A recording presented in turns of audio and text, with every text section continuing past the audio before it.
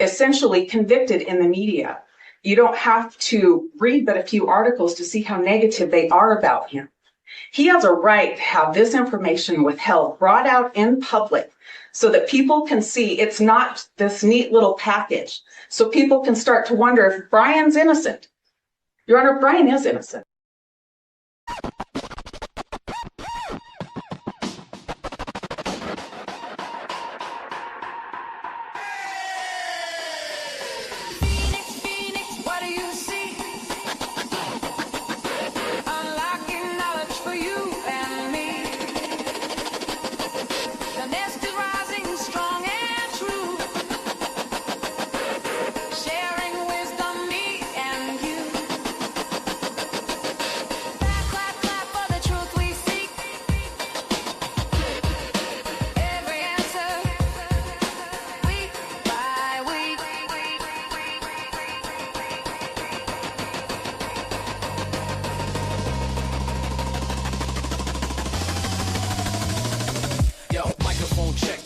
This ain't no ordinary stream. From the ashes, Phoenix talks manifest in a dream. Got a growing channel, YouTube's where the wisdom resides. For all the Nest members, no truth can ever hide. She's an under-detective on the digital beat, questioning the unthinkable, bringing fire to the heat. With a mind so advanced, highly intelligent and bold, part of the hive mind with birdie stories to unfold. Common sense is a superpower, cutting through the noise, unlocking closed minds, amplifying all our voices. Phoenix, what do you see? Unlocking knowledge for you and me. The nest is rising strong and true, sharing wisdom, me and you. Clap, clap, clap for the truth we seek. Every answer, week by week. Well, hello. Welcome everyone to this live. Happy Friday. I forgot to say that earlier. I am so glad to see you all here welcoming one another. It is fabulous, the community that we've built. Hey, I'm just going to shout out to Patty and Amanda. Amanda, I see. Let me see if that worked for you. Did you get it? Yes, you got it. Awesome. Well, welcome in everyone. I'll just say a quick hello. Don Rosa, beautiful name. Hello, Dina, OG in the house. Hello, hello. And who's ready to get the show on the road? Let me see who else is in here. There's a few people. Karen, hello. I love that picture. I love your baby. Jip, hello, hello, gorgeous. Welcome in. Brian, welcome in. I wonder if our friend Kenny Chesney will be coming in today. Shout out to Kenny. So we have this title. Boy, I'm telling you, drop a 1 if this has been a whirlwind in the last, say, 20 some odd hours, right? Because this video dropped and it has just been wild, the information pouring out. Can you believe what we are witnessing? Such a crazy, Lydia. Hey, Ritzy. I'm telling you, unhinged. And we've got somebody from Dorset, England. Welcome in, Lynn69. Welcome in. I'm sure you guys think we are a bunch of kooks out here in in America from England, wondering what the hell's going on with their justice system. Well, yeah, Kenny Chesney looks better than Garth Brooks. Yeah, I think Kenny's welcome in here anytime. We'd have to throw Garth Brooks out because you know what they say about him. So let's do this. Why don't you guys, I want to see who's furthest away. Do we have anybody farther than Dorset, England? Anyone farther than that? I don't know what could possibly be farther than that, but do we have anyone farther than that? What would be farther? Maybe Australia, perhaps New Guinea, Netherlands, Don Rosa, Netherlands, gorgeous. Okay, so I think maybe you win. Alyssa, welcome in. Hello, gorgeous. Karen, I know, right? Right? Isn't that suspicious? Sus, big time. Massively. I got to take a drink of water and I didn't have time to put it in my container. So Auckland, New Zealand. There we go. Ryan Anderson, welcome in. I hope, are you the real Ryan Anderson? Please stand up.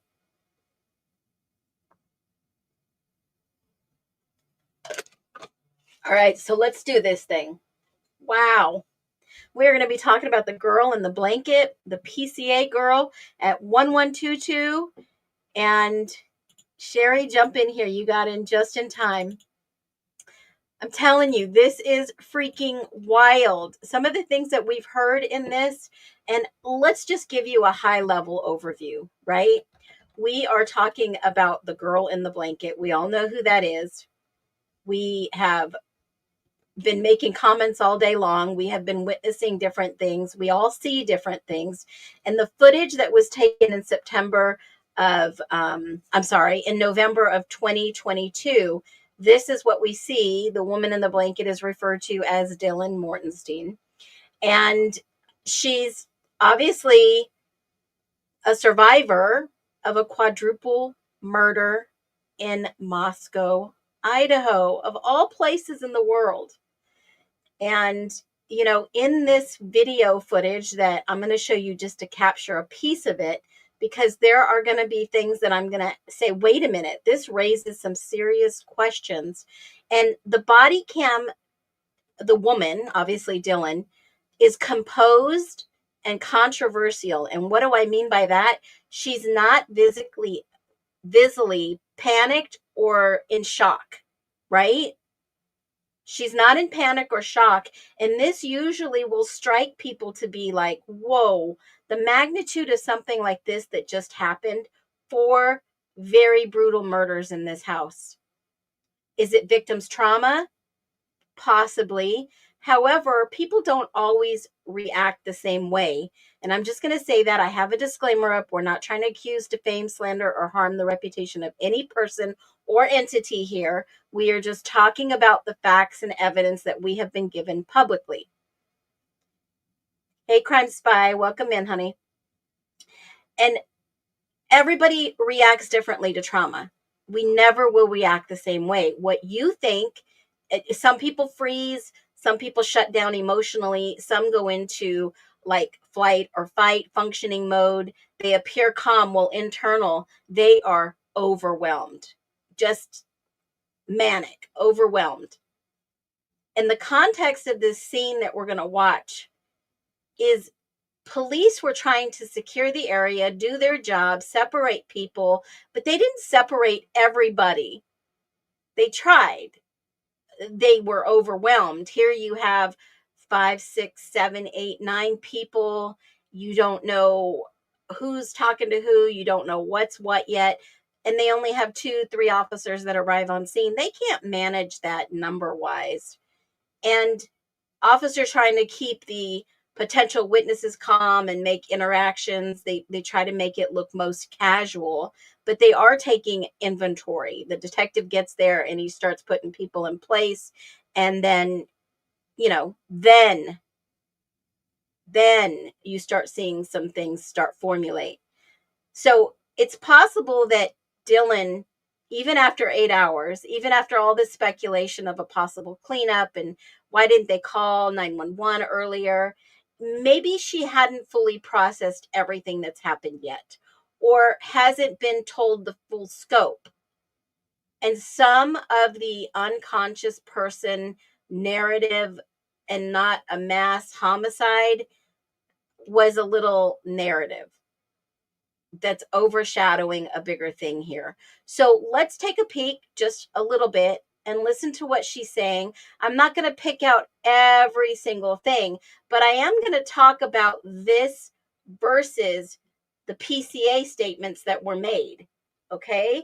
So we're going to watch a little bit of the body cam, and then I'm going to talk about the PCA, which if you don't have these documents, you are more than welcome to go to our handy dandy website, which is justice for spelled out all. And everywhere here, you can get the documents, as many documents as you want that's involved in this case. You can go and see everything that we have there. You can download the ISP reports, pictures, autism court filings, just that, Pullman emails, and more. in the process of loading a little bit more of the pictures, all the key Latah County and the documents of interest, especially some of these that are huge. And this one especially, not Koberger's blood on DNA on sheath. There was, in fact, blood DNA. Someone was injured and bleeding, and that blood DNA does not match Koberger. It is unidentified. So there was somebody that had to have been punched, hit, kicked, bled, and that is on the sheath. And you can go and check that out, download that document, and read that document for yourself. But it is there. And judge denying the alternative perpetrators, saying they lived within walking distance. Okay? Walking distance. So there's some important paperwork there that you can go download and look at. Do this. Let's go over to Law and Crime. And let's watch a little bit of this video. You guys can drop below whatever you're thinking, whatever you're feeling in regards to this video. Drop all your comments. We're going to cover this, especially the drastic between the PCA and the video. So let's watch this together. Let me grab it real quick. Pretty much they were in the meeting room with the dancing and laughing. Kaylee went upstairs and she screamed because someone was in the room and she ran downstairs. And I kept calling her name and she wouldn't answer. And then I saw the guy. I just locked the door and I ran downstairs. We don't know what's going on. Just come here. There's two. Looks like fatalities. I heard her scream and she ran downstairs because she saw someone. That's what I'm pretty sure she said. Someone's here. And she screamed and just ran downstairs. And I called for her name, but I jumped up and locked my door because I was so scared. And then I heard someone in the bathroom and I heard her crying. And I heard some guy say that you're going to be okay, I'm going to help you. And I kept calling her name, but she wasn't answering. And then I opened the door for a second and I saw this guy. And he was not insanely tall, but he was wearing all black and like this mask, which is covering his forehead and his mouth. Well, get in town. We've got a quadruple homicide.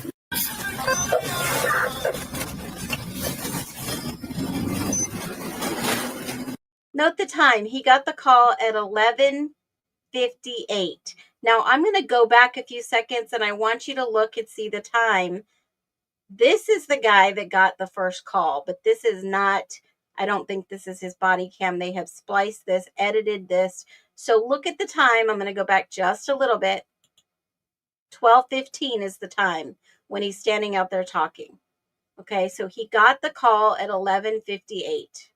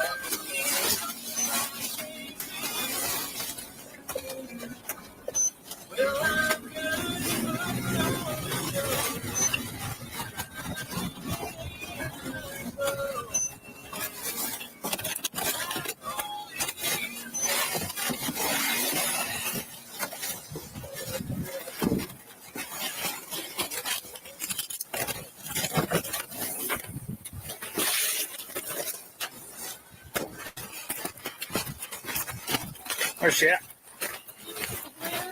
Yep. Where's she at? Where's she at? Yes. Where at? Up here? Up here. You got it all.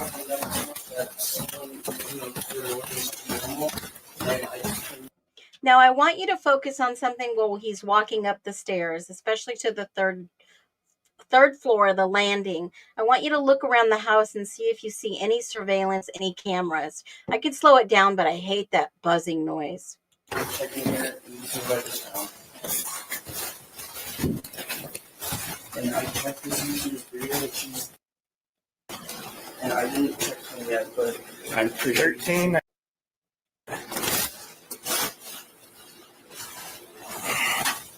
Okay, do it. I don't know if they're still in here or not. I grabbed the knife. 1370.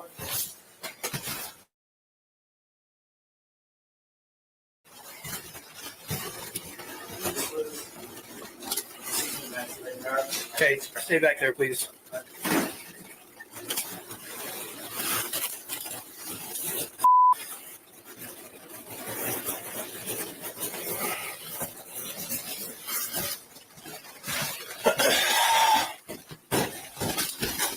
Slow down. Just come here. There's two. Looks like fatalities.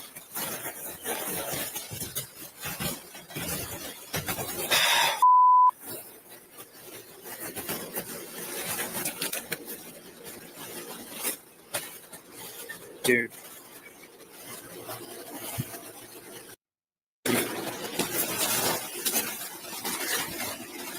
Now, keep in mind, some of the sound are the officers talking, and it is redacted.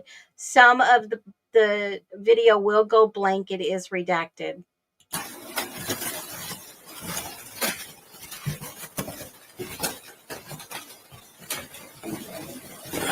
All right. Now, typically what you see in a crime scene, I'm no expert, I'm just telling you what I've seen in the past, is the minute that they arrive on scene, their job is to canvass and walk through the entire scene so they can get everything on camera. Everything on camera. So I want you to realize if it looks like they're not doing anything, they actually are. They're walking through, getting everything on their body cams that they possibly can. And I believe what everybody said when he walked by, there was no knife on the table. When he went back into the room, notice how Hunter Johnson is now there. And he told him to get out, get out, get out. And then the knife was left on the table. I don't know if you guys put that two together, but I did notice that last night when we went through this video. I went through it again like maybe 2 more times. This is about 56 minutes long, but he told him to get out. There's a lot of people talking about this, a lot of people that have noticed this. Doesn't mean anything by it. It just means that he picked up a knife. I don't know where he got the knife. It wasn't said exactly where he got the knife. And I'm going to show you a document in one moment as we go through this.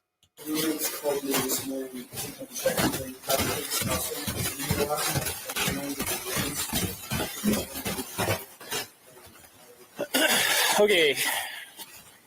Nobody's allowed to leave for now, okay? Just stay here for me, please.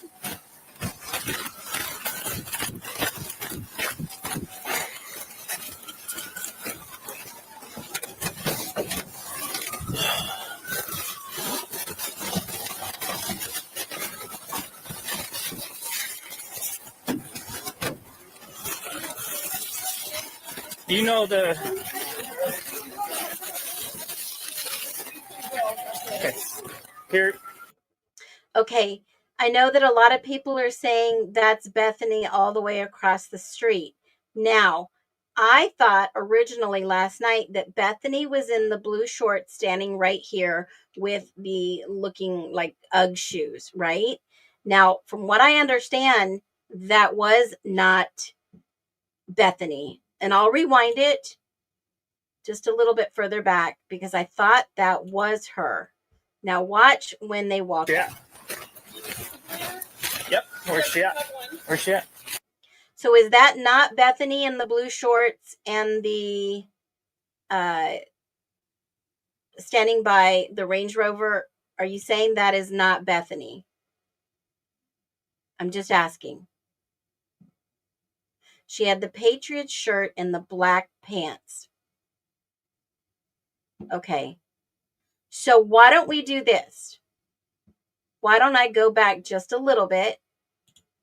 Because people are saying that she parked and walked up, but her vehicle was there when the officer pulled in. No, let's go back and look and see what we see.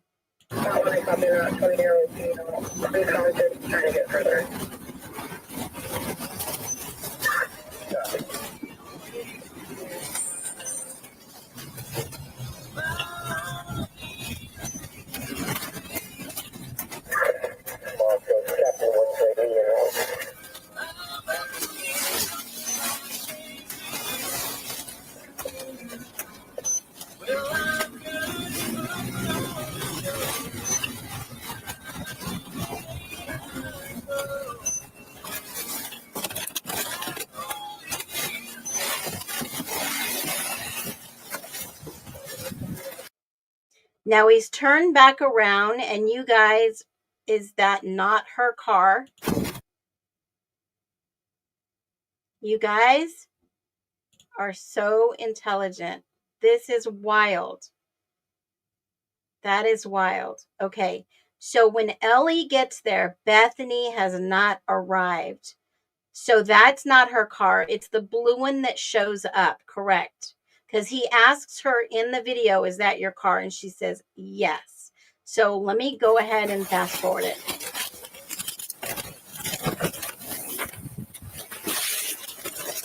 Can you guys go over to the dumpster for me, please?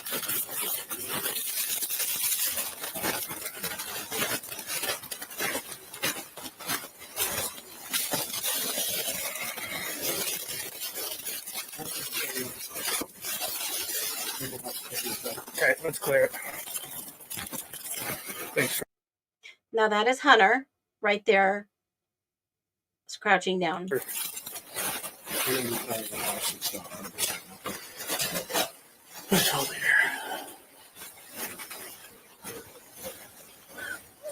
Okay. I'll just start down here. Police department.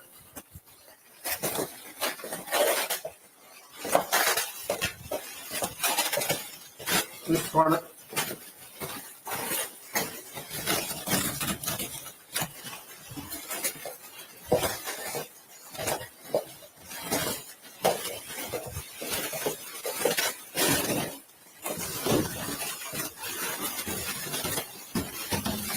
Okay, so I was curious, and this is where I got to be wondering, what are they blacking out right here? Did anybody see they blacked out either an individual or I'll go back just a little bit. Police department. What have they blacked out here?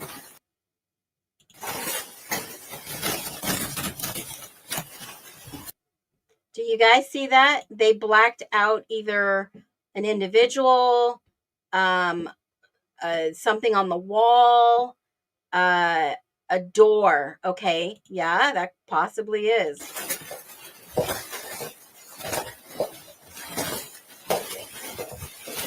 And they have redacted almost the whole thing that he just walked through. And if that serves me correct, isn't this the room in the back of the house? The back other bedroom? Okay. Bethany's room. Okay.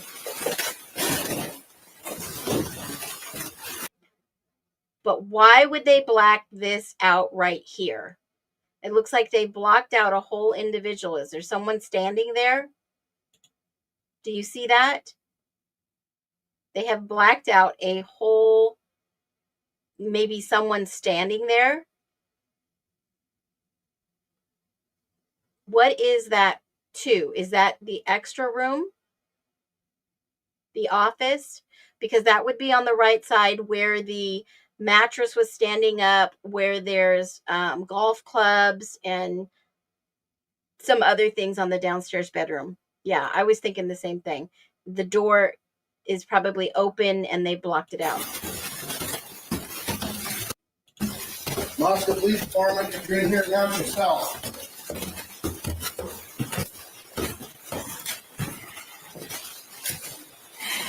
Moscow Police Department.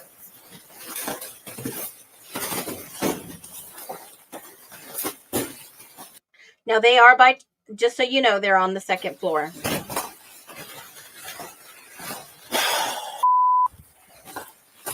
Clear here. Going up there. They've blacked out Dylan's room right there.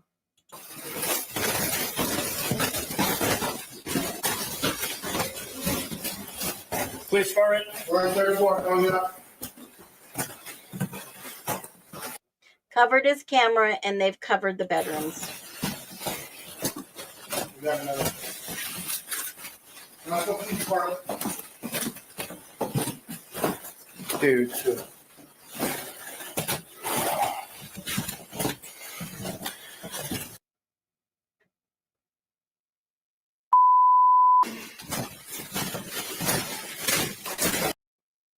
Now, I don't see any cameras or surveillance yet. Has anybody seen any around? There's one right back there. Isn't that a camera that's pointing down to the actual... Let me just go back and see if I can get it. He was just looking over. Let's see. It's really quick when he goes by the stairs. Not going too far. Dude.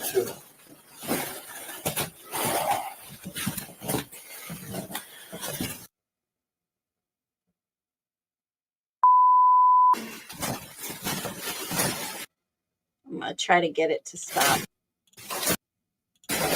Right in this little cubby. Hold on. Right on the wall. It's sticking out. Does everybody see this right here?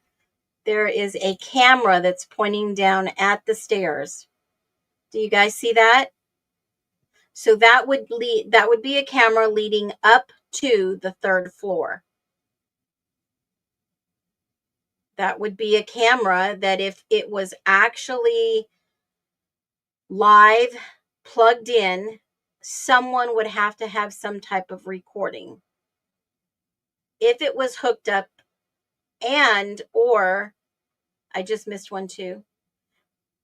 The spare room Y block. So there was one.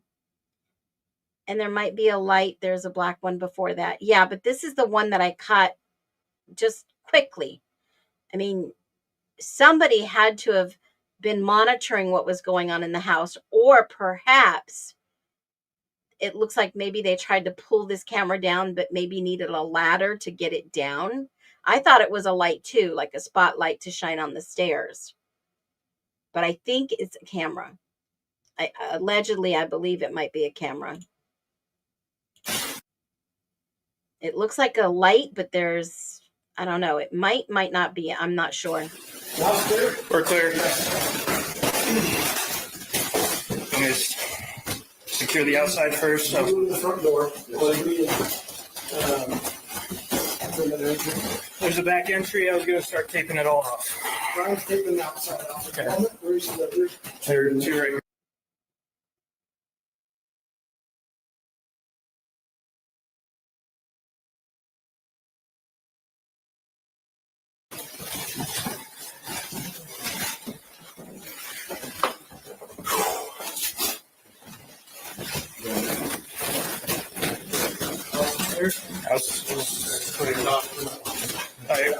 I got in there. Shut the dog in there.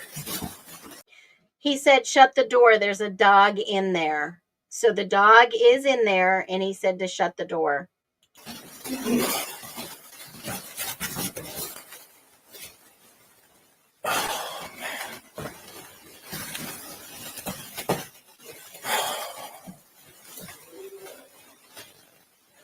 You know, I could not imagine being a first responder and having to answer a call like this. If you have family that are on the first line of defense in law, in fire, in EMTs, I'm telling you, I don't know how they do it. I know it's part of the job, but I'm just going to say right now, I mean, man, I can feel that when he sighed and said, oh man, I can feel it in my bones. And to me, this job, some people might think, oh, it's all guts and glory and they get to stop people and arrest people. But also, you have to go and help people that are in a position that they can't help themselves, or they are actually already passed on dead. And my heart goes out to those first responders and these families that have lost these loved ones. I could not imagine. I couldn't imagine, because what I'm about to bring you next will have you be like, how could someone do this? How in the world could somebody do any type of cleanup in a crime scene such as we're seeing? Because you don't see it on the surface. You can't see the blood. The blood is gone because someone has cleaned up this crime scene. And I'm going to show you right here. This is one of the experts that was coming to trial, Darren Gilbertson. And he specifies and he says, let me make this a little bit bigger for you. He basically is one of the experts that's come in to testify. And he said, specifically, he asserts that there is direct and indirect evidence that attempts were made by the suspect, and it says suspects, as in more than one, to clean up the crime scene after the homicides. Well, how in the world is that possible if they say Kohberger did this in under 6 to 7 minutes? How is that possible? And it would have taken far long than the time interval alleged by the state. There were multiple weapons used against Kaylee and Xana and Ethan. All appeared to be murdered at the same time. Now, what did I just read? This is the court documents that are at our beautiful website, Justice for, FOURALL. This is available for everyone. I've not even signed up for any ads because I like a clean website. Again, the witness was coming, an expert witness was coming to say there were multiple weapons used against Kaylee, Xana, and Ethan. All three of them appeared to be attacked at the same time. Now, how can one person, attack 3 people or 2 people at the same time? How is that possible? And the expert was coming to say specifically about Brian Kohberger, and they submitted evidence that he suffers from developmental coordination disorder, which has resulted in deficits in fine motor dexterity and visual motor functionings. His attorneys have argued in other motions that these deficits render it not possible for Mr. Kohberger to have acted at the speed and coordination required to commit these crimes in the time frame alleged by the state. How in the world were they going to make a jury believe that all this happened in 6 to 7 minutes? How in the world? Now watch. You don't see any blood. How did the victims get to their current found locations? Think about that while we watch the next segment.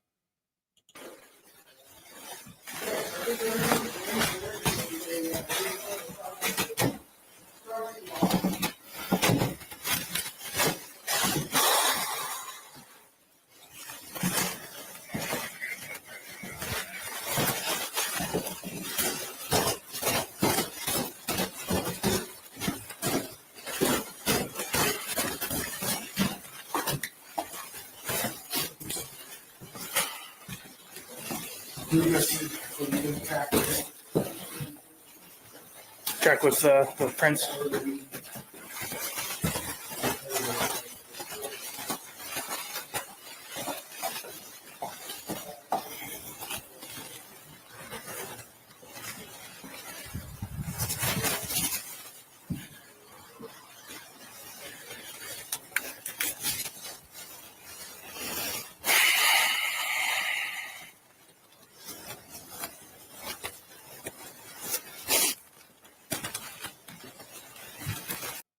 Notice there was no blood on the side of the house in the body cam. I'll go back just 1 second. Quick glance. Does anybody see any blood on that side of the house? Gigi, I sure appreciate you, girl. Does anybody see blood stains on that side of the house? They're doing a walkthrough to document. This is their job.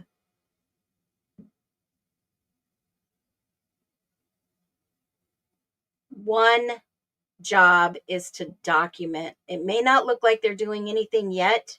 They are. They are quietly observing the scene. And if you noticed, in the kitchen, there was nothing on the counters except for a few things that were put there. One thing I want you to notice next, and I'm going to ask you some hard questions tonight that are going to require you to think and drop some numbers in the chat. Because here it comes. This is the bombshell. This is the fireball.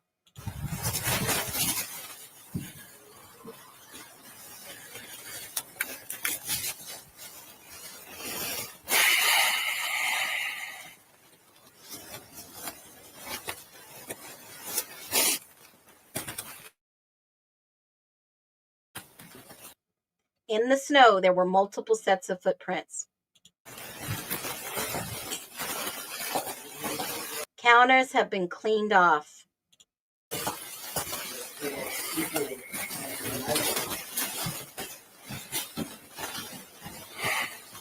The wall looks like it's been wiped down.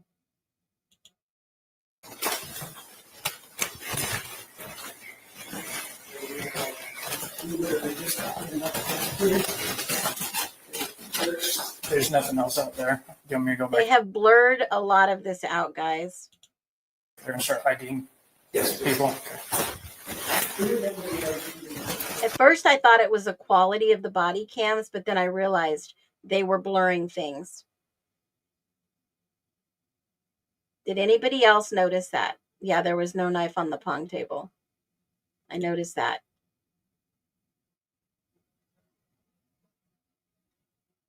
So let's just finish watching this for a little bit.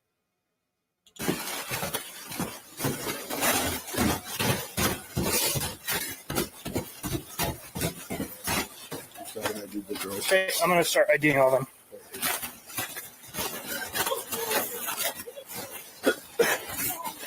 Now, here come the tough questions that I have for you guys watching.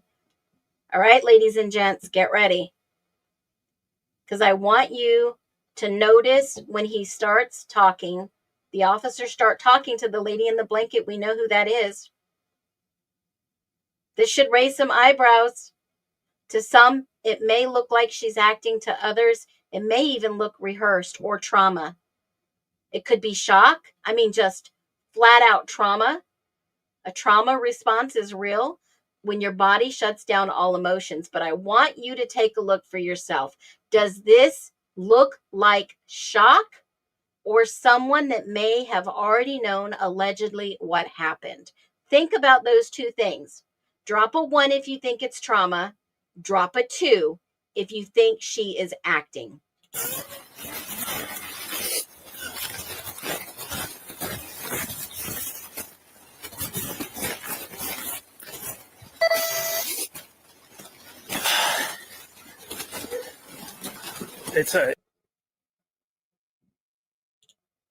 Remember, they've redacted some of this.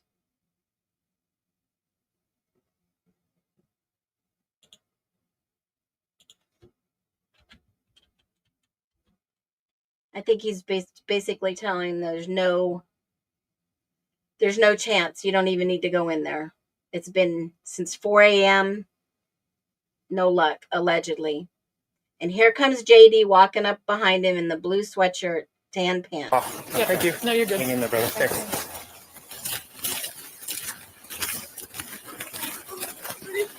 They tell you anything? They much less about like 4 a.m. were in the main room. This is one of the. Pretty much they were in the main room. I heard the dancing and laughing. Kaylee went upstairs and she screamed because someone's in the room. She ran downstairs. And I kept calling her name and she wouldn't answer. And I saw the guy. I locked the door and I ran downstairs. We don't know what's going on. Can you come here with me, please?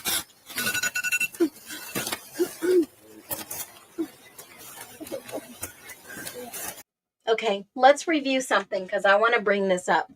Let's compare to what she just said. And she's going to tell the officer because she just told JD, right? Dylan, and let me just read this off the PCA so that you can see this. Dylan stated that when she woke up, she heard crying. She heard a male voice say, "It's okay, I'm going to help you." She saw a masked man with, this is what the PCA says, okay? She saw a masked man with bushy eyebrows leaving the room, leaving through the sliding glass door. Okay? That's according to her statement. She was so terrified she locked herself in the room and stayed there till late morning. But here's the problem. If Dylan was locked in her room until after 11 a.m., how is there someone outside wrapped in a blanket calmly talking to officers during the initial response? How is that? It doesn't even line up. It doesn't even line up. Either Dylan was completely truthful in the PCA, or the blanket woman right there is saying something entirely different. Either way, it pokes so many holes, no pun intended, or disrespect to anyone. It pokes all holes in the official story. Someone said, "Man, she just jumped out of the shower." Yes. I don't know. Bethany is on scene. And you know what? I'm so glad that you just said this, because let's talk about Bethany for a second before I go back to the video. Bethany's statement in the PCA was very minimal. Remember, I have said she has always remained silent. It's the silent ones that either don't want to be dragged into a drama situation, or it's the silent ones that have said something totally different than what somebody else is saying. Bethany said she was downstairs on the first floor and claimed she didn't see or hear much of anything until we get to the Moscow and the ISD police reports that said something about a firecracker and maybe some flash of light, right?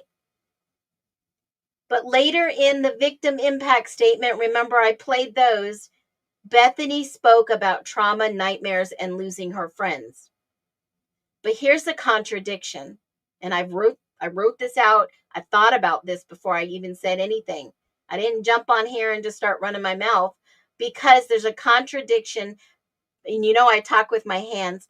Bethany really didn't know what was happening that night. Why do we see someone outside so quickly, covered in a blanket, calmly interacting with the police? If it was Bethany, then in the PCA statement, she downplayed her awareness. If it wasn't Bethany, then who else was it? That's where they have a huge investigative problem, in my humble opinion, that they need to untangle, that they did not. They did not. I mean, we can do a side-by-side lay down in timelines and what she said and use my 4 poster board timeline and run through them. But in a nutshell, there's contradictions and downplaying of the PCA. And who wrote the PCA? We all know that one. We all know. Let's listen to the rest of this.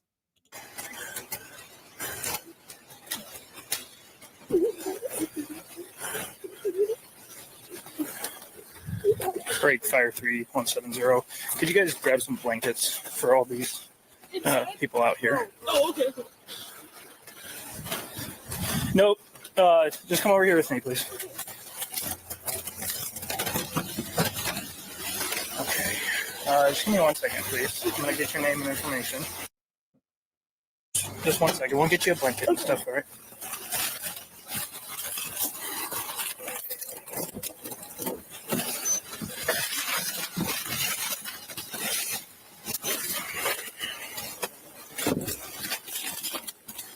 Thanks, guys. Yeah, that'd be good for now, and then maybe the big white blankets whenever you move on. Actually, you guys probably just hang on to these whenever. Is that ambulance on its way? No, I think I said that. Okay. We would like a blanket right now. It's temporary. Anybody like one for your feet to stand on? Okay. I'll let you. Thanks, man. Yeah, thanks. Yeah, if that ambulance shows up, that'd be great to grab some blankets.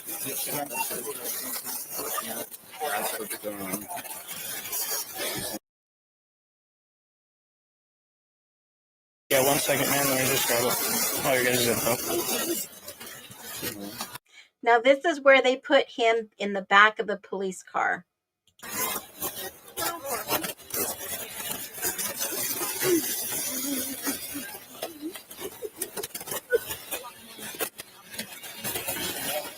They're warmer. Okay. I know she was barefoot, so I was hoping. And who are these two girls hugging over here next to? I believe that's Emily. And in this peach-colored sweatshirt in the tan shorts, I don't know who that is, but I think on the other side is Bethany and someone else. To get something for her, but thank you very much. Thanks, boss.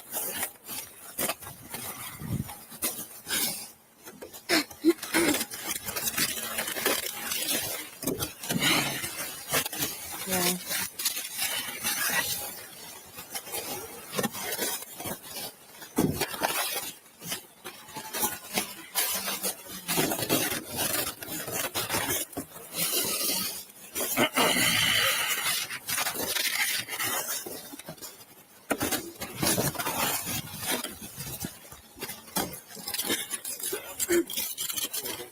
Well, you guys have to remember, now I'm just going to backtrack. On the body cam right here, it says 12:12.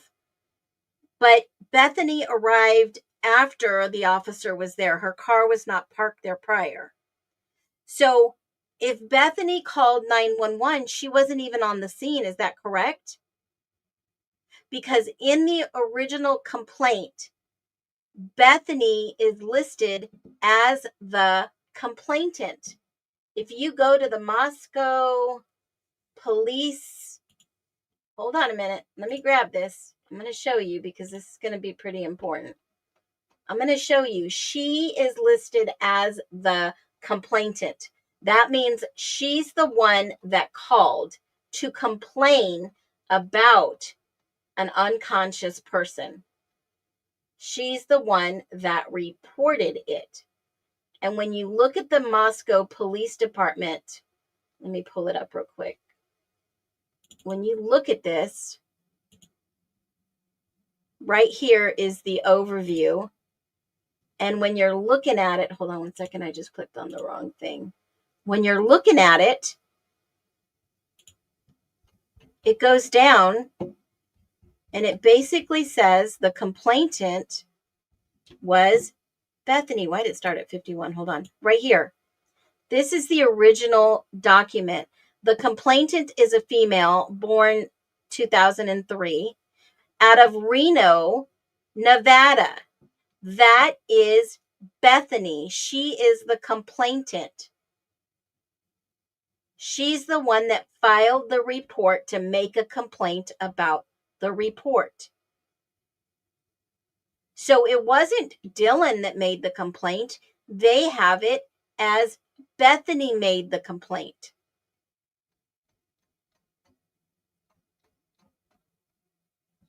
Wow. That just blows me away. Wow, wow, wow. Let's finish watching.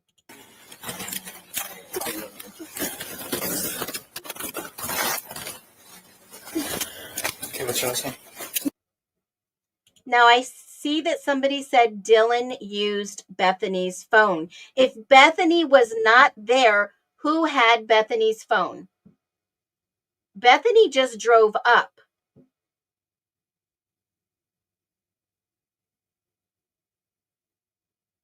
It was her phone they used to make the call. Okay, so if Bethany, you're telling me Bethany didn't have her phone in the car when she just drove up? I mean, we have to think about this logically. We all know they leave their phones placed. Hunter said he left his phone at 1122 for 5 hours on Saturday. Yeah, kids, yeah, you have got a serious, yeah, kids never leave their phones nowadays. They are glued to their hands. If they could embed them, they would. They have watches on their hands with their phone. Was Bethany somewhere else making the phone call? Yeah, that's a big mystery right there. Now this, And your first and your middle name. What's a good phone number to reach out? so here's my take on this.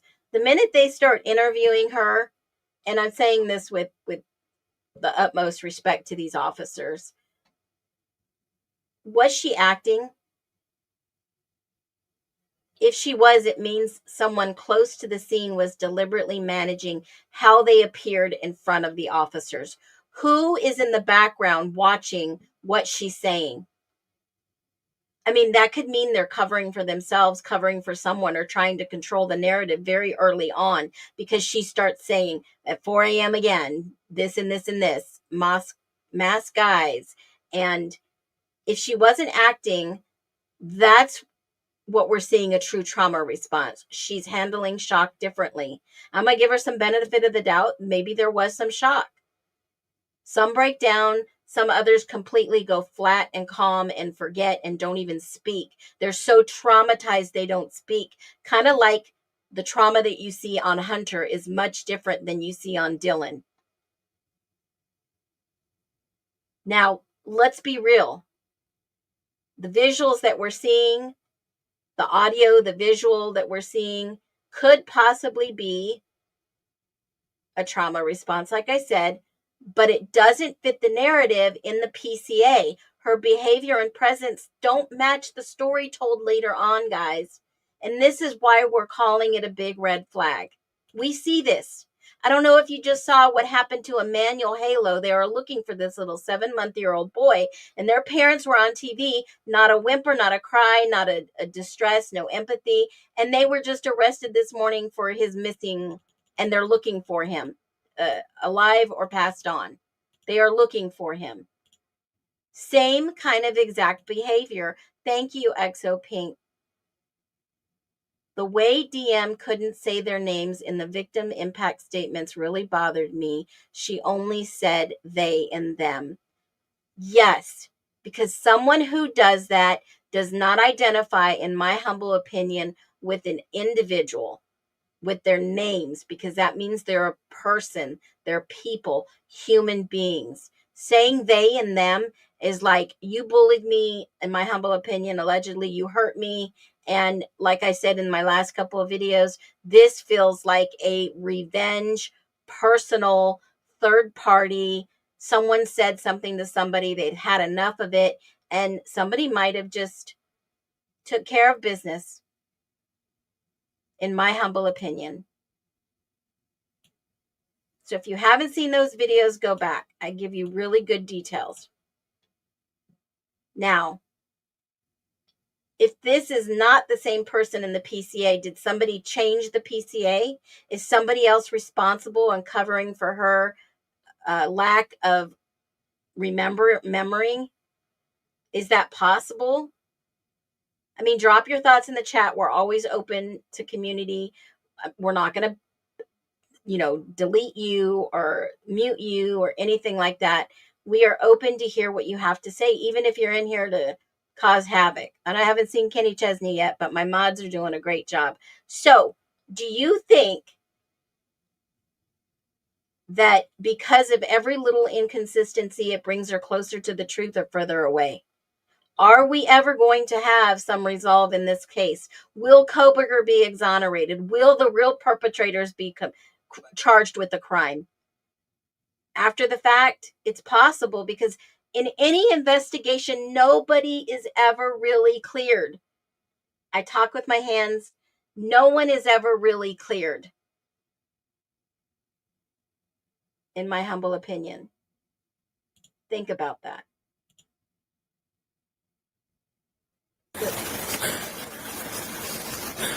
Okay. And is this your address? Yes. What's that address? 1122 King Road.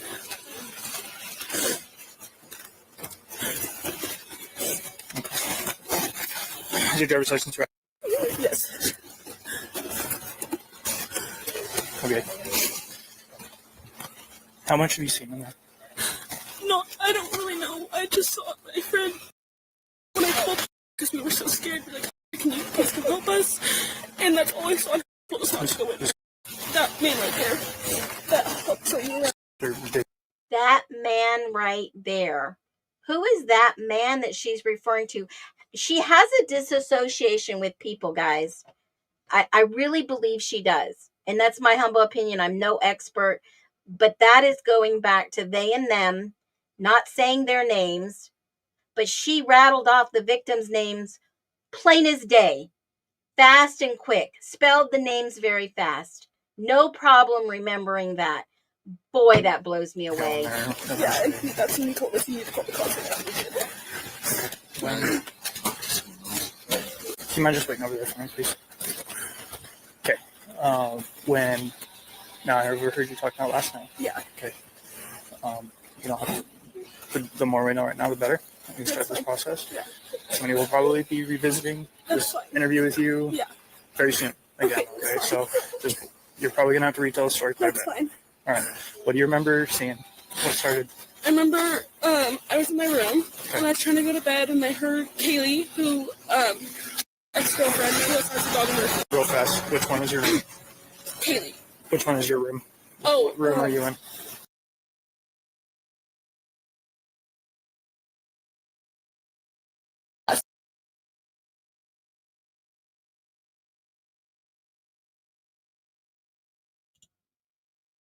So they have it redacted. They are cutting out a lot of the statement. I kept trying to get around this green trash can to see if there was a glove left there. I didn't see any black medical grade masks in there like I've seen in some of the documents. But I will say this, okay? I will say this. There is something so wrong with what we're seeing. And that's why I'm saying the woman in the blanket. This person is a much different person. And like Sammy T. Mafia said, the PCA is bullshit. You can wipe your butt with it, right? I'm going to get a little spicy. But Sammy is absolutely right, because whoever did the PCA did it the way they did for a reason. Okay? Now, I don't know if she has Asperger's. That you could speculate that all day long. We don't need to focus on her diagnosis if she has one or not. But what I'm saying is this person in the blanket is not the person that we see in the PCA. Very different tone. Extremely different. Okay? We have no proof that Farley turned in the guy they beat to death. We have no proof. You guys can speculate all day long, but there is no proof. There is no proof that Farley was there that night. There is no proof. You hear an audio that may have been altered. There is no release of audio for Linda Lane. It could have been altered. There is no proof. It was not released to by the entities that have governing authority. Until we do, I haven't seen it in the documents that Farley was factually there. I've read in the report that somebody wrote that he said he was security that night, but Farley is a habitual liar. How do we know that he was there? We don't have solid proof. We have an audio that's been leaked from Linda Lane, and it may have been edited to make you believe that.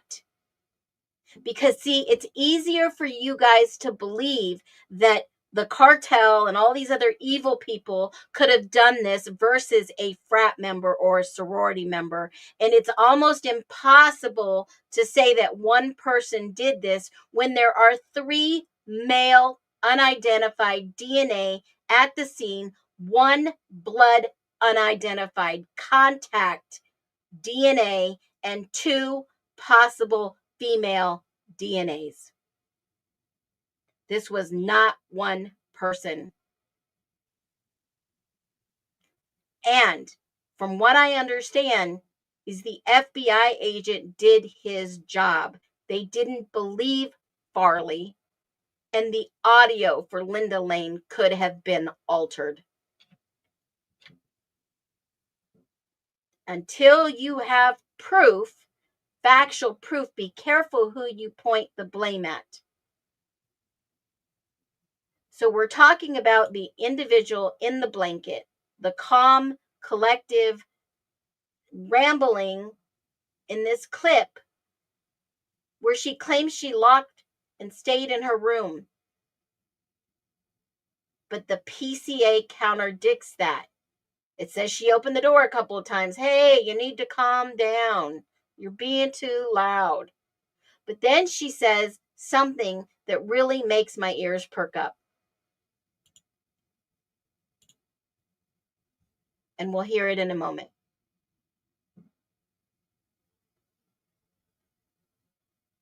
You were in that room? My room, not Xana's room. My room. And your room is this one right here? Next to the stairs. That one is Xana's room. Second floor room. Second floor. Okay. All I heard was her go upstairs. Like, okay, I'm going to go to sleep now because she's going upstairs. And you heard who go upstairs? Kaylee and the dog Murphy. And upstairs to the... Who is in the background crying? Like, that is like mourning. I've heard this cry before. That is like deep, sincere loss. Very top. It either has to be Maisie, because I don't believe it's Bethany. Who is that in the background crying? Does anybody know? Yeah, that's where her room is.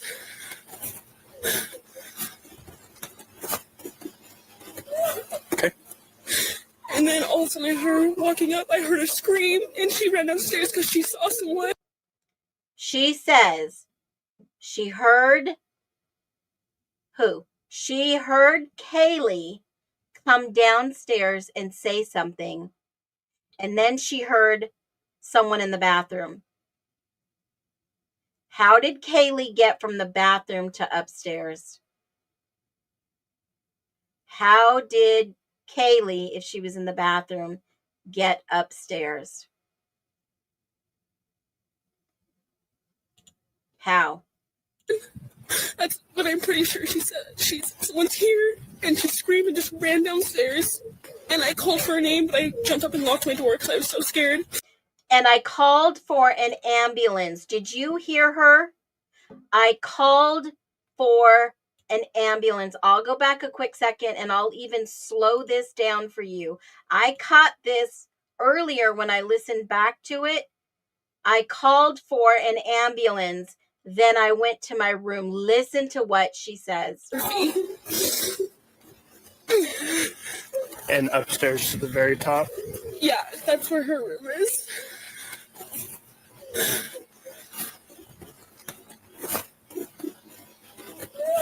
Okay. And then all of of a sudden I heard her walking up. I heard her scream, and she ran downstairs because she saw someone. That's what I'm pretty sure she said. Someone's here, and she screamed and just ran downstairs. And I called for her name, but Did she say I called for an M or her name? Did she say I called for her name? I'm going to go back a little bit more because I don't want to get this wrong and I don't want to assume. I want to make sure I hear. And upstairs to the very top? Yeah, that's where her room is.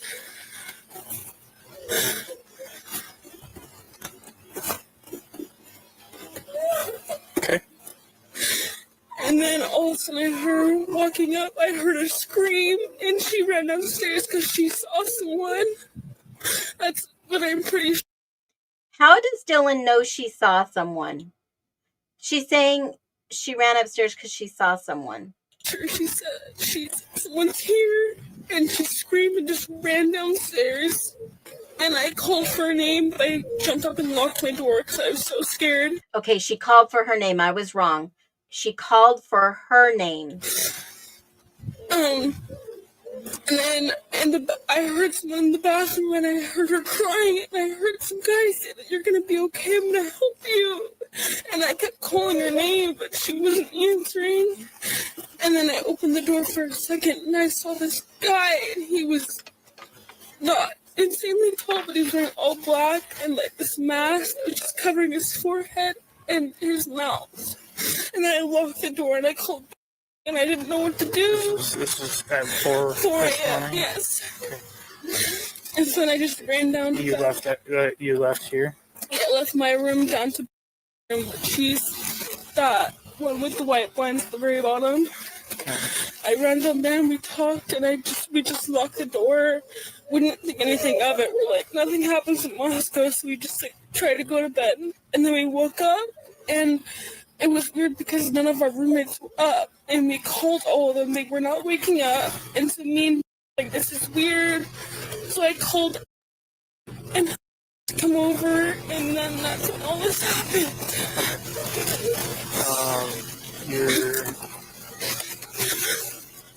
Who all lives here with you?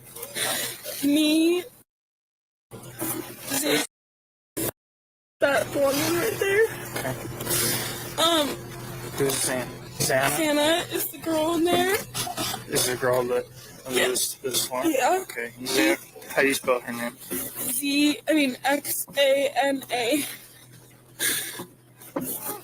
Do you know if she has a middle name? Alexis, I think. Do you know what her last name is? Prenodal. K. I don't know how to spell it. Like K. You know? RNODL. Kaeer. Kaer. NONODLE. DLE. Okay. XANA. Okay. Ethan is in there. He doesn't actually live here, but he's here like almost all the time. There's a male that lives here, and he doesn't actually live here. He's in the Louisiana, I believe. He's in there right now. But he doesn't live here, but he's here a lot. And then there's Maddie, Mogan, and Kaylee up top. I don't know where they're at though. Maddie Mogan, and Maddie Mogan. Yeah. And who? Kaylee Gonzalez. She's the girl that I was talking about, Kaylee, who I just heard go upstairs and run back downstairs. Okay. And the guy that lives here, his name was what? He's usually Ethan. Ethan. And you knew he was here this morning? No, I didn't know. I had no idea he was here. Okay. All right, describe the guy that you saw. I don't think he was a little bit taller than me. And I couldn't really see much of him, but I'm almost positive he was wearing a full black outfit. And he had this mask that was just over his forehead, and over his mouth, and he didn't say anything to me, like, at all. I just shut the door and locked it, because I didn't know what to do. And I think he went out, like, the side door, the sliding door in the kitchen that goes out to the backyard. Okay. And then I didn't know anything else, so I called, and I was like, I just need to come downstairs and find you, because I don't know where anyone else is. And I called Maddie, I called Dana, I called Kaylee, no one would answer. Okay. All right. For Zena, do you know how old she is? She's 20. Is she in the sorority house? Yeah, not anymore. Okay. She's a student at UVI? Yes.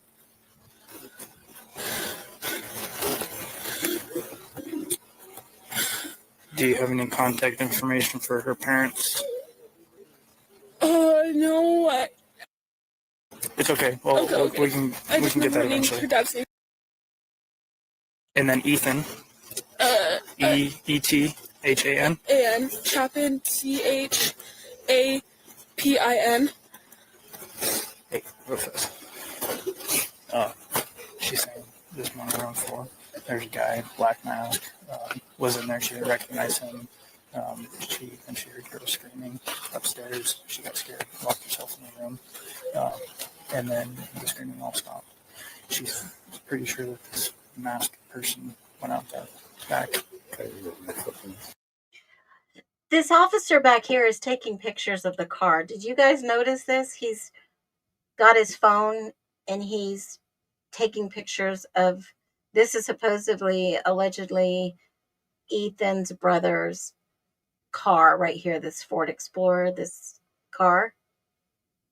Did you guys notice that? I was like, why is he taking pictures of this vehicle right here? Anybody see that? I was curious to what he was doing. And I know in the reports they say most of these cars were unlocked, but why is he specifically taking pictures of these cars? I don't know. I don't know if that's what they normally do, but And right now I'm getting all the information. She knows where the 2 girls are up there. I haven't told her. now I know he's pulling VIN numbers, but he was taking pictures specifically inside the car. They have 4 people that are unaccounted for right now. Which, Okay. Whose dog? whose dog? Who wants a dog? Kaylee. The one in the truck. Yeah. Okay.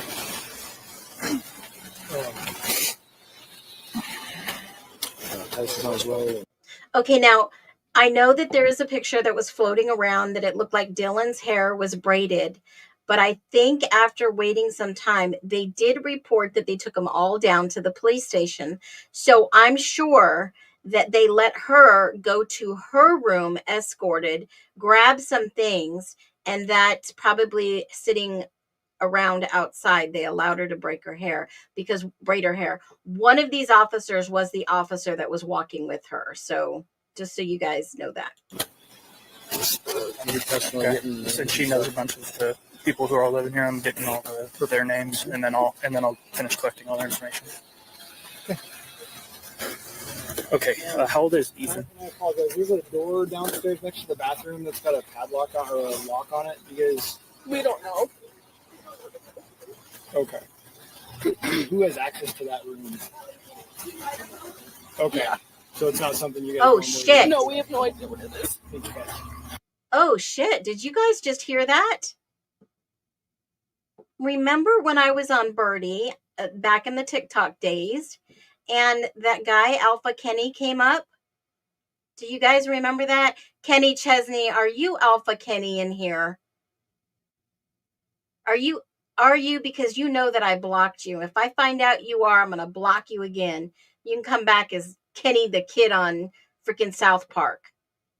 Seemed to be Alpha Kenny, Kenny Chesney. Does anybody remember that? Was it the furnace room, or was it he just said, I'm gonna slow this down, you guys, so you can hear what she just said. She yelled out, Listen to what he says about the door. Getting all their names, and then I'll finish collecting all their information. Okay. How old is Ethan? I apologize. There's a door downstairs next to the bathroom that's got a padlock on or a lock on it. You guys? We don't know. Okay. Who has access to that room? Okay. Yeah. Did you guys hear what she said? He said, who has access to that room? And she says, that would be Team Idaho. Team Idaho Management. Team Idaho Management is owned and ran by Alpha Kenny's mom that was in our live and showed his driver's license, and I did a background check on him while Birdie was talking to him. That is managed. That house is managed by Team Idaho. Kenny knows the layout of that house. Kenny knows. Kenny was in trouble. It would be that Kenny with a criminal history of all kinds of stuff. They know a lot of the police force. They know a lot of the people. Does anybody remember that weird conversation? Does anybody remember that? It's normal for management to have access only to a locked door in a house that they managed. What was behind that locked door? Does anybody know? This is the Alpha Kenny that flew to Brazil, that had an injury in November and had to go to a hospital in Washington. That Alpha Kenny. I know some of you OGs in here remember. Kenny, go straight to your room. No soup for you, says Chip. He dipped out once I called him out. He did. Bernie played good cop. I played bad cop. He does not like to have women that are in any type of support, superior, anything. He's the one that lives in Brazil, that flies back and forth. You know, Alpha Kenny kid. That guy. That guy that swore there were no tunnels, and then we did a live stream about the tunnels underneath the U of I. Yeah, that Kenny. He's been under the house too. He admitted to that. And he knew that Brian did this 100%. He was on board with it. He was trying to convince us that he was guilty as a MOFer, and that no one else could have done it. And he was 100%. Yeah. Yeah. And I know the Goncalves, they have a family crest and all that stuff. My entire family does too. If you're from the area or overseas, Spain and Portugal, wherever, Brazil, most of the families that go back lineage after lineage after lineage, they do have family crest. It's very common. Yeah. No, he was from Portugal. He was Portuguese. Wow. That's weird how this name has just come up in these. Wow. Wow, guys. And he speaks Portuguese. I've seen his rap sheet. I've seen it. So it was a furnace and hot water heater behind the locked door. There were 8 hours. 8 hours. Who did they contact in those 8 hours? Who was it?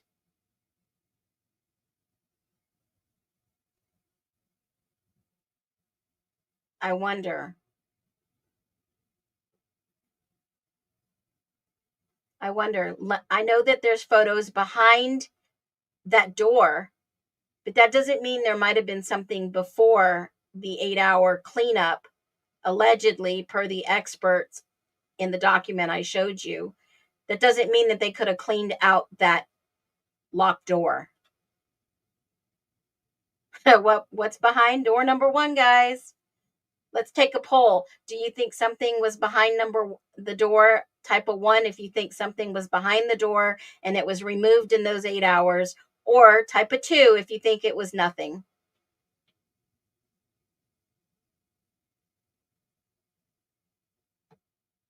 What do you think? All right, let's finish watching this. And we have been on for some time. So it's not something you guys normally do? No, we have no idea what it is. Okay. So Ethan, how old is Ethan? I believe he just turned 20. 20. And it's Chapin, Chapin. Yes, I believe. Okay. Do you happen to know either of their date of birth? No, I know. Knows. Okay, this video is really long. I didn't see a lot after this Team Idaho property management company that has the locked door. It's not unusual to have a locked door. It's just weird. Like, if the management company needed to come in, when would they come in to get something behind the locked door? Okay, that's the question I'm asking. I'm not saying it's anything sus or anything like that. I'm just saying when the other person said Team Management Idaho, it triggered in my mind, oh my gosh, Alpha Kenny Kid, his mom owns Team Idaho, which in fact, his mom knows Chief Fry. They are very good friends on the book face. They are connected. They are business people in the area that are connected and own property management all around the area. It is not highly sus. I'm just saying there is a connection. In small towns, businesses have connections. Okay? I'm not saying it's sus. I'm just saying in small towns, they run the town and they're connected. She said Team Idaho very clearly. Very, very clearly. That this property is managed by Team Idaho.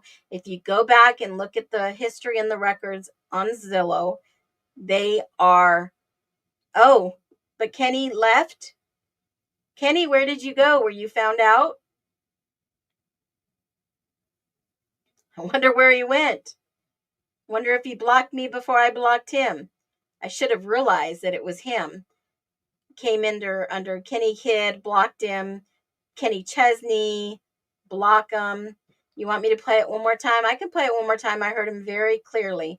I heard Bethany, someone say, because those are the only 2 left. The other 4 are gone. They can't say who has the key code to that. So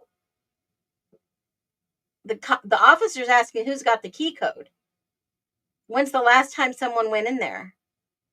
The bathroom that's got a padlock on or a lock on it, because We don't know. okay. Who has access to that room? Okay. Yeah. So it's not something you guys normally do. She said that would be Team Idaho. And I'm just going to show you since, we'll do a live dig real quick. Team Idaho Management. Moscow. I'll show you the connections. Okay, you guys really want to know? I'll show you. Here we go. Team Idaho Property Management. There's Team Idaho. They are listed with the Chamber of Commerce. They are on the book face. There we go. Team Idaho Property Management. Okay, right in Moscow, Idaho. You can go through, you can look at all their past properties they manage.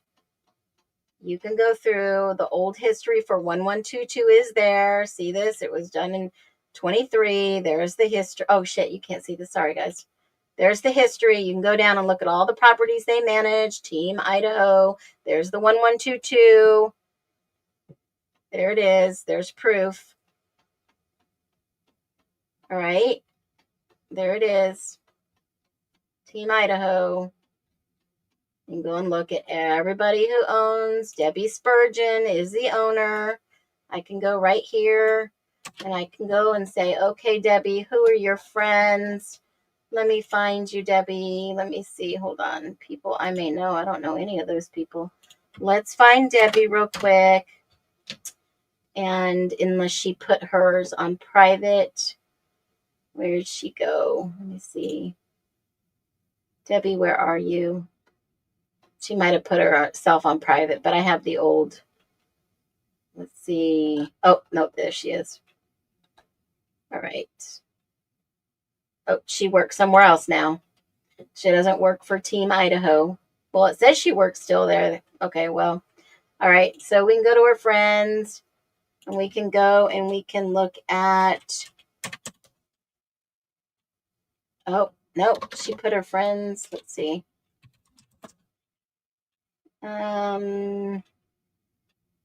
Let's see. Looks like she. Did she? She took off her friends but left businesses. But, you know, you can just go and you can look and you can see who Mike Wilson, people who are associated with her. You can't see her friends list, but you can go and look and see who's liking her post, guys. Let's just take a peek. Let's just see. There's some people on here. Oh, Julie Fry. That happens to be Chief Fry. They're friends on the book face. But that doesn't mean that just because they like each other's posts that they're friends. Okay? But if you can find any pictures of them together or at the same place at the same time and take a peek, then you kind of get an idea, right? I know, I do everything. You can kind of get an idea of what's going on in that town. Who knows who? All right? So there you go. There's a connection. And that is team management owner. There's always connections, guys. There's always going to be a connection. You just have to uncover it and find it. So there you go. Team property management. And that's exactly what she said in this video. Now, how old is Ethan? There's a door downstairs next to the bathroom that's got a padlock on or a lock on it because We don't know. okay. Who has access to that room? Okay. Yeah. So it's not something you guys normally do. No, we have no.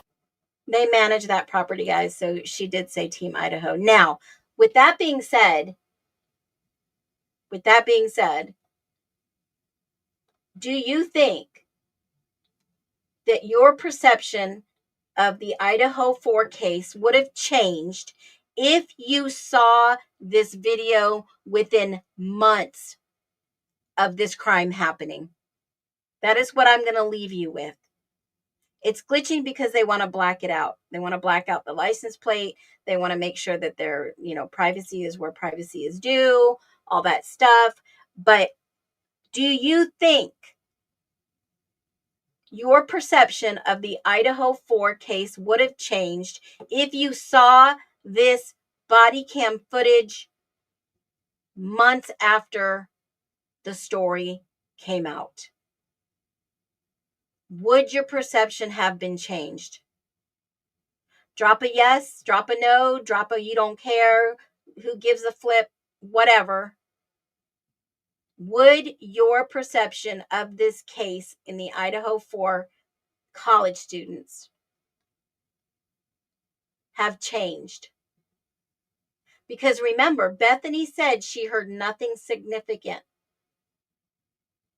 I'm going to call the woman in the blanket, one of the roommates, contradicts her own statements, sworn statements, perjury, sworn statements. I find the blanket woman, the woman in the blanket, to be a little suspect, my humble self. Or it could have been a trauma response. Either way, this is not the same person that is spelled out in the PCA. So whose fault? Whose fault would it be for the inconsistencies? This exposes the inconsistencies. This exposes the individual who wrote about the inconsistencies to protect who? To protect what? Why did this case have this narrative shaped and reshaped. Why? Why, oh, why, oh, why? And I'm going to end it with this because you know I'm going to be talking about it for the next couple of days until you guys are sick of this case. I'm talking about another case at the same time. We're not giving up on Brian. If there is no smoking gun, we need to know now. Alpha Kenny or Kenny Chesney, whatever you are, you know the truth. The truth is out there. We're going to find it. If anything, we will find it. Think about that for a minute. Listen up. The ashes stir, phoenix wings unfurl, seeking truth beneath the blur. Turnings for the lax to meet the blur. Out the flames I rise, wings scorched but unbroken. Truth the blaze I wield, every rhyme's a token. In the nest we move, hearts thumping unison. Searching for the light where the system cuts our wisdom. Built on lies and steel, they boxed us in cages. Now we break the locks, rewrite history's pages. Innocent until proven guilty, that's the oath we recite. Under this constitution we ignite the night. We rise like a phoenix and sink, we claim the street. Nest seekers united, our freedom can't be beat. Stand up when one falls, yeah we got your back. In a free land unbroken, we launch the righteous attack. Justice for the voiceless, break the chains of deceit.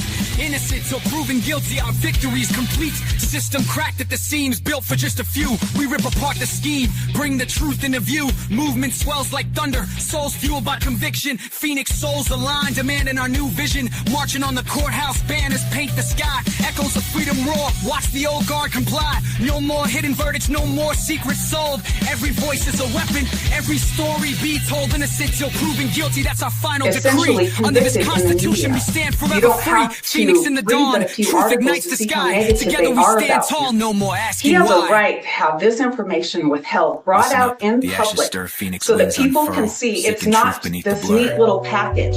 So people can start to wonder if Brian's innocent. Out the flames I rise, wings scorched but unbroken. Truth